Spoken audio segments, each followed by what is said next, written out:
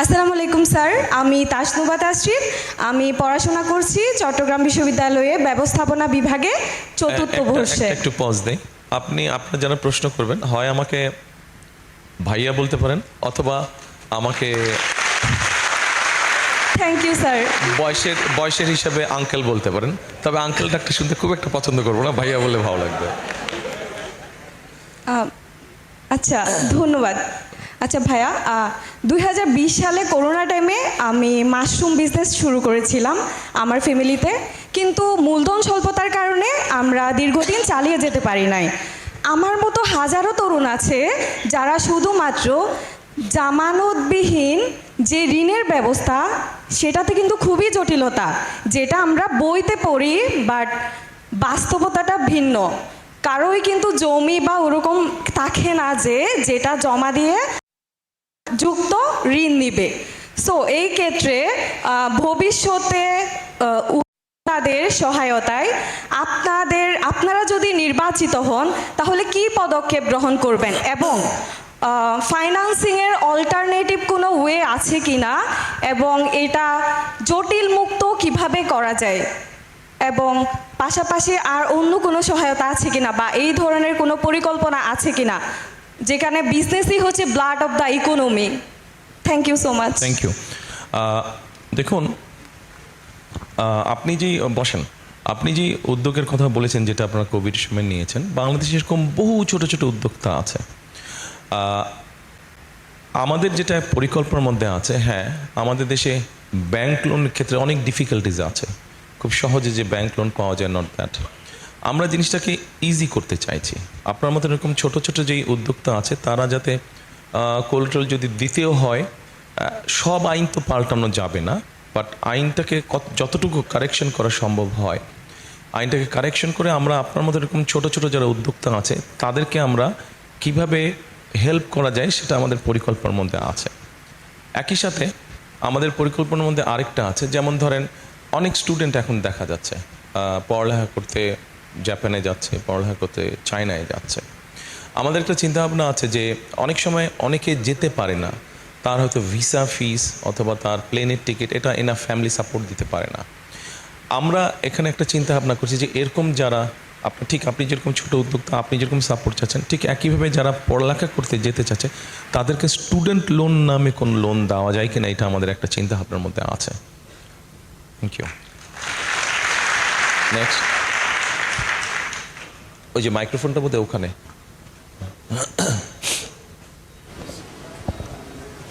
আসসালামু আলাইকুম ভাইয়া, আপনি কেমন আছেন? আমি একটু হালকা জ্বর এসছে, আমার গলার স্বর থেকে বুঝতে পারছেন, তবে খুব ভালো আছি বলা যাবে না, আছি মোটামুটি আলহামদুলিল্লাহ। আমার নাম আব্দুল্লাহ মোহাম্মদ রাফসান, আমি চট্টগ্রাম মা ও শিশু হসপিটাল মেডিকেল কলেজের MBBS তৃতীয় বর্ষের একজন শিক্ষার্থী। আমি পরিবেশ নিয়ে একটু বেশি কনসার্ন, কারণ আমার কাছে মনে হয় বর্তমান বিশ্বের সবচেয়ে বড় সংকটগুলোর মাঝে পরিবেশ বিপর্যয় অন্যতম। কিন্তু আমরা দেখি আমাদের পলিটিশিয়ান এবং পলিসি মেকাররা এ বিষয়ে খুব বেশি কথা বলেন না, কিন্তু এই বিষয়টা আমাদের অর্থনীতি, স্বাস্থ্য এবং কৃষির সাথে গভীরভাবে জড়িত। যেমন আমার কৃষক যদি সেচের পানি না পায়, আর শহর অঞ্চলে তো আমরা বিশুদ্ধ বাতাস একদম পাই না বললে চলে। আর চট্টগ্রাম শহরের কথা যদি বলি, জলবদ্ধতা হলে আমাদের জনজীবনে স্থবির হয়ে পড়ে। আর আমার শেকট মহেশখালীর মাতার বাড়িতে কয়লাভিত্তিক তাপবিদ্যুৎ কেন্দ্র হচ্ছে, যেটা পরিবেশ এবং জনস্বাস্থ্যের জন্য মারাত্মক হুমকি হবে বলে আমরা ধারণা করতেই পারি। তো আপনার কাছে আমার প্রশ্ন, আপনি তো আমাদের এক নতুন বাংলাদেশের স্বপ্ন দেখাচ্ছেন, অর্থনৈতিক এত উন্নয়নের চাপে পরিবেশ সুরক্ষায় আপনিও আপনার দল বিএনপির কোনো সুনির্দিষ্ট পরিকল্পনা আছে কিনা? আছে, আমাদের পরিকল্পনা আছে। বসেন আপনি। আপনার প্রশ্নের মধ্যে কয়েকটা প্রশ্ন আছে, ABCD বোধহয় 3টা কি 4টা প্রশ্ন আছে আপনার। প্রথমত আসেন, জলাবদ্ধতার কথা বলেছেন। আমরা মোটামুটিভাবে পরিকল্পনা নিয়েছি। এই জলাবদ্ধতা আপনার চট্টগ্রাম শহরে যেরকম আছে, বিভিন্ন জেলা বা উপজেলায় আছে, ঢাকা শহর সব বড় শহর সবগুলোতে আছে। এই জলাবদ্ধতা সামগ্রিকভাবে যেন আমরা চিন্তা করি, এই জলাবদ্ধতাকে কাটানোর জন্য আমাদের একটা কাজ করতে হবে, সেটা হচ্ছে যে খাল খনন। কারণ আপনি খেয়াল করে দেখবেন, একটু বৃষ্টি হলেই শুধু চট্টগ্রাম শহর নয়, বিভিন্ন জায়গায় পানি জমে যায়, ঢাকা শহরেও পানি জমে যায়। পানিগুলো তো কোনো জায়গায় যেতে হবে, তো এই পানিগুলোর জন্য আমরা খাল খনন করতে চাইছি। আপনাদেরকে আরো একটু বোঝানোর জন্য আরেকটু সহজভাবে বলি, যেমন ধরেন প্রায় বছরখানেক আগে, 1 বছর 1.5 বছর আগে আপনাদের মনে আছে যে হঠাৎ করে বর্ডারের ওপাশ থেকে পানি ছেড়ে দিল এবং তার ফলে নোয়াখালী, ফেনী এবং লক্ষ্মীপুরের বিরাট একটা অঞ্চল সয়লাভ হয়ে গেল পানিতে।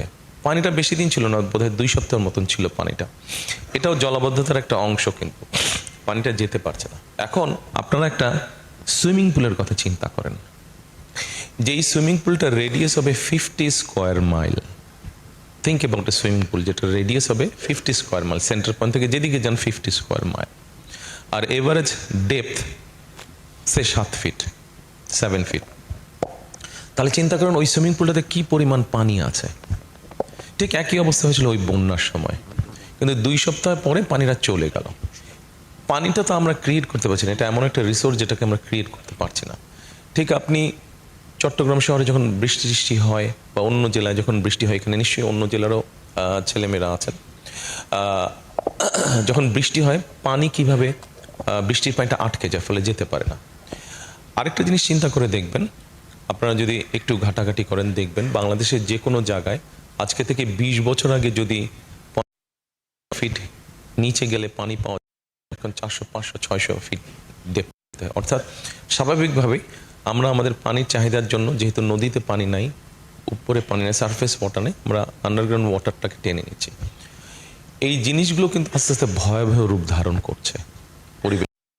আমাদের যেগুলো গাছপালা আছে দেখবেন অনেক গাছপালা নষ্ট হচ্ছে, কারণ আন্ডারগ্রাউন্ড ওয়াটার লেভেল এত নিচে চলে গিয়েছে যে শেকড় অত নিচে যেতে পারছে না, ফলে গাছগুলো মারা যাচ্ছে। যেটা আপনি বললেন আপনার প্রশ্নে যে এনভায়রনমেন্টের যে সমস্যাটা, এটা আরেকটা সমস্যা। সো অনেক কিছু হয়তো করার আছে, বাট বেসিক যে জিনিসটা আমাদের জন্য হবে জলাবদ্ধতা কাটানো এবং পানিটাকে ধরে রাখা। ওই যে বললাম নোয়াখালী অঞ্চলে যে বন্যাটা হয়েছিল, এই পানিটাকে যদি আমরা খালের মধ্যে ধরে রাখতে পারতাম তাহলে পানিটাকে আমরা কাজে ব্যবহার করতে পারতাম। আপনারা নিশ্চয়ই খেয়াল করেছেন, আপনাদের যারা জানেন, যারা জানেন না তাদের জানার জন্য বলছি একটা ইনফরমেশন। আপনারা যদি গ্রাম অঞ্চলে জানেন, গ্রাম অঞ্চলে দেখবেন ওয়াটার বডি থেকে যেই মানুষগুলোর বসত বাড়ি যেগুলো একটু দূরে থাকে, যাদের জন্য পানি আনা নেওয়া একটু ডিফিকাল্ট, দেখবেন সেই ফ্যামিলিগুলোতে স্কিন ডিজিজ বেশি হয়, কারণ প্রপারলি তারা হাত মুখ ধুতে পারছে না, গোসল করতে পারছে না। একজন মানুষের অন অ্যান এভারেজ 100 লিটারের মতন পানি লাগে দৈনন্দিন সব রকম ব্যবহারের জন্য, কিন্তু ওই মানুষগুলো এনাফ পানি পাচ্ছে না। তো সো আমরা যদি খালগুলো খনন করি, এটা যেরকম তারা পানি পাবে, খালগুলো খনন করলে বন্যার ওই হঠাৎ করে পানি আসলে বা বৃষ্টির সময় অতিবৃষ্টি হলে জলাবদ্ধতা, সেটা শহরেই হোক গ্রামই হোক, আস্তে আস্তে কেটে আসবে। এবং সবচেয়ে গুরুত্বপূর্ণ যেটা আমাদের যেটা আন্ডারগ্রাউন্ড ওয়াটার লেভেল আছে, সেটা আস্তে আস্তে রিচার্জ হবে এবং এটাকে রিচার্জ করা অসম্ভব জরুরি প্রয়োজন। আমরা আমাদের পরিকল্পনার মধ্যে একটা প্ল্যান নিয়েছি, আমরা ফিয়ার ইলেক্টেড ইনশাল্লাহ, আমরা সারা দেশে 20,000 কিলোমিটার খাল আমরা খনন করব, তার মধ্যে শহর গ্রাম দুটোই পড়বে।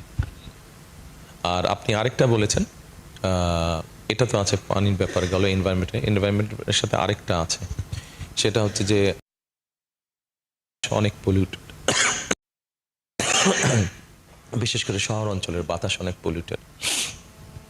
আমাদেরকে আস্তে আস্তে এইটাও, ছোট্ট একটা দেশ, প্রায় 20 কোটি মানুষ এই দেশে, কাজেই 20 কোটি মানুষের শ্বাস প্রশ্বাস, আমাদের অটোমোবাইল যেগুলো চলছে সেগুলোরও অনেকগুলো ফল্টি অটোমোবাইল, অনেক রকম পলিউশন তৈরি হচ্ছে। এখন এই পলিউশনটাকে আমাদের ফাইট করতে হবে। আমরা তো মানুষগুলোকে সাগরে নিয়েও ফেলতে পারবো না, আবার অটোমোবাইল যেগুলো চলছে সেগুলোকে যদি, যেগুলো ধোঁয়া দিচ্ছে সেগুলোকে আমরা সব যদি ফেলে দিই, ওই মানুষগুলো আবার বেকার হয়ে যাবে। করবো আমরা, করতে হবে আমাদেরকে, আস্তে আস্তে আমরা সরাবো, একবারে করা যাবে না, কারণ ওই মানুষগুলো বেকার হয়ে গেলে তো আরেক সমস্যা দেখা দেবে। তো এই বায়ু দূষণটাকে কিভাবে ট্যাকেল করা যায় সেটার জন্য আমরা একটা পরিকল্পনা গ্রহণ করেছি। আমরা বছরে প্রায় 20 থেকে 25 কোটি গাছ লাগানোর পরিকল্পনা করেছি। রাইট, 5 বছরে আমরা 50 কোটি লাগানোর পরিকল্পনা করেছি। আপনারা এখন আমি শিওর কেউ হয়তো জিজ্ঞেস করবেন যে আপনি এত গাছ পাবেন কোথায়। গাছ লাগানোর সময় নিশ্চয়ই আপনাদের ধারণা, গাছ লাগায় সাধারণত মনসুন বা বর্ষার সময় গাছটা লাগায়, বাকি 8-9 মাস কিন্তু লাগায় না, গাছ রোপণ করে না। বাংলাদেশে যে 465টা উপজেলা আছে, প্রত্যেকটা উপজেলা একটা, এই নার্সারি ক্যাপাসিটি অ্যাবাউট 20,000-25,000 মতন স্যাম্পলিং চারা তৈরি করতে পারে তারা। আমরা যদি এটাকে প্ল্যান করে পুশ করতে পারি, এটা 40,000-এ নেওয়া সম্ভব।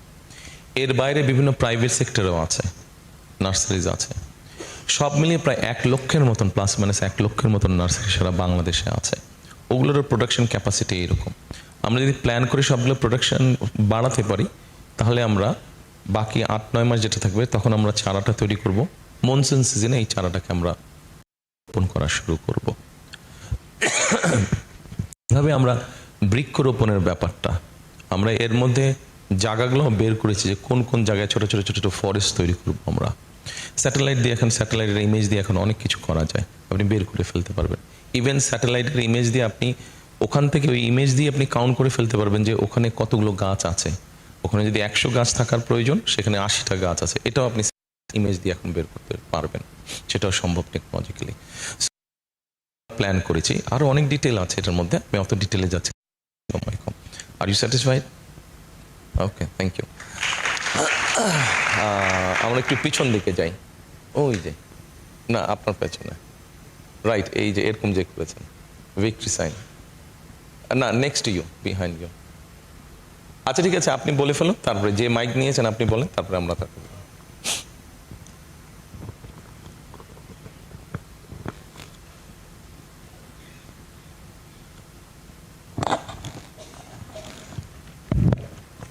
আসসালামু আলাইকুম ভাইয়া। আসসালামু আলাইকুম। ভাই আমি জিয়ান, একজন 5ম বর্ষের মেডিকেল স্টুডেন্ট, চট্টগ্রাম মাউশিস হাসপাতাল মেডিকেল কলেজ।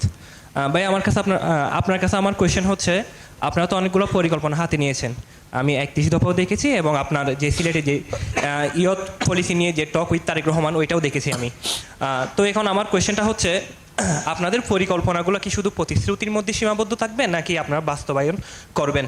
এবং আপনার দল যদি ক্ষমতায় আসে, আগামী বাংলাদেশ নিয়ে যে পলিসিগুলো আছে, ওইগুলো আমাদেরকে কিভাবে এনশিওর করবেন যে আপনারা এগুলো বাস্তবায়ন করবেন? আচ্ছা, বিষয় হচ্ছে, দেখেন আমরা তো একটা political party, I will be totally honest with you. আমি আজকে বললাম একটা, কিন্তু করলাম না, পরশুদিন তো আপনি আমাকে ধরবেনই।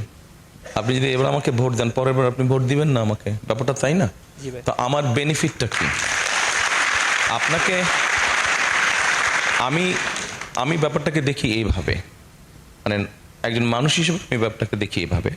আপনাকে আমি যেই কমিটমেন্টগুলো করলাম, আমি মনে করি যে আপনি যদি দেখেন যে হ্যাঁ তারেক রহমান এবং তার সরকার কাজগুলো করার চেষ্টা করছে, হয়তো 100% সাকসেসফুল হচ্ছে না, চেষ্টা করছে, তখন কিন্তু আপনি আমার পাশে থাকবেন। At least I have tried.